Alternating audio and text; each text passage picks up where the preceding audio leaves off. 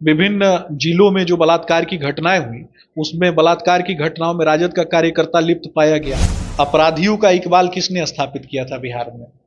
अपराधियों का इकबाल स्थापित करने वाले पार्टी का नाम है राजद, और उस पार्टी के वर्तमान के मुखिया हैं तेजस्वी जी। लालू जी और लालू जी के परिवार का काम है जमीन को लेकर के नौकरी बांटने का काम इन लोगों ने किया।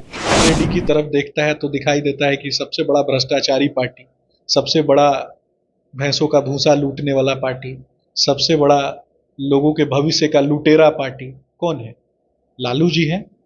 नमस्कार, मैं हूं चंद्रशेखर और आप देख रहे हैं आगाज फर्स्ट न्यूज। देखिए, तेजस्वी यादव अक्सर अपराध को लेकर ट्वीट करते रहते हैं, लेकिन इस बार बिहार में पुल का जो है गिरना और उसके बाद तेजस्वी यादव का ट्वीट आना, प्रधानमंत्री से सीधे सवाल करना कि बिहार में 20 साल से एनडीए की सरकार है और बिहार में जो सिर्फ और सिर्फ भ्रष्टाचार दिख रहा है, इस मुद्दे पे बात करने के लिए हमारे साथ बीजेपी के प्रदेश प्रवक्ता सुमित शशांक है। कैसे देखते हैं तेजस्वी यादव प्रधानमंत्री से सीधे सवाल कर रहे हैं?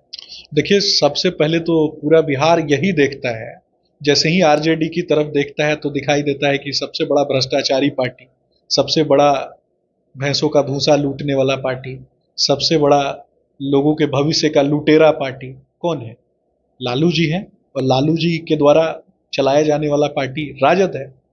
तो तेजस्वी जी उसी विरासत को ओन करते हैं, उसी विरासत से आते हैं।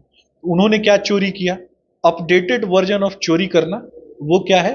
लोगों का क्रेडिट चोरी करना, दूसरे के द्वारा किए गए कार्यों का क्रेडिट चोरी कर लेना और बिहार की युवाओं का भविष्य चोरी कर लेना।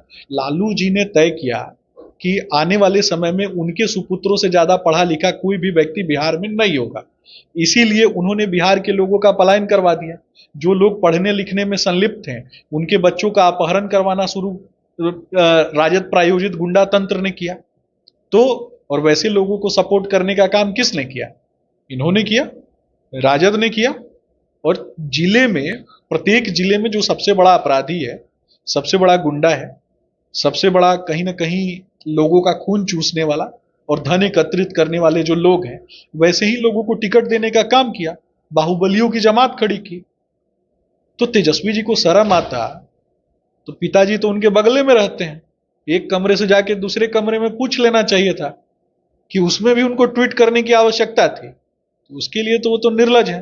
मुख्यमंत्री नीतीश कुमार समीक्षा बैठक किए थे, उसमें भी तेजस्वी यादव ट्वीट किए कि बिहार में जब विपक्ष दबाव बनाता है तो मुख्यमंत्री समीक्षा बैठक बुलाते हैं, ना तो डीजीपी उसमें उपस्थित रहते हैं और ना ही एडीजी उपस्थित रहते हैं। मुख्यमंत्री नीतीश कुमार का इकबाल खत्म हो चुका है। देखिए, अपराधियों का इकबाल किसने स्थापित किया था बिहार में? अपराधियों का इकबाल स्थापित करने वाले पार्टी का नाम है राजद, और उस पार्टी के वर्तमान के मुखिया हैं तेजस्वी जी। और उनका तो खुद इकबाल खत्म हो गया, क्योंकि कभी उनके बड़े भाई का इकबाल स्थापित होने वाला रहता है, कभी उनके बहन का इकबाल स्थापित होने वाला रहता है। तो जिस परिवार में ही क्लैश है, जो पार्टी ही टूटने वाली है, टूट के कगार पे खड़ी है, और अपराधियों की जमात कब किसके साथ शिफ्ट हो जाए और वो पार्टी 4 टुकड़ों में बंट जाए, उस पार्टी के वो मुखिया हैं।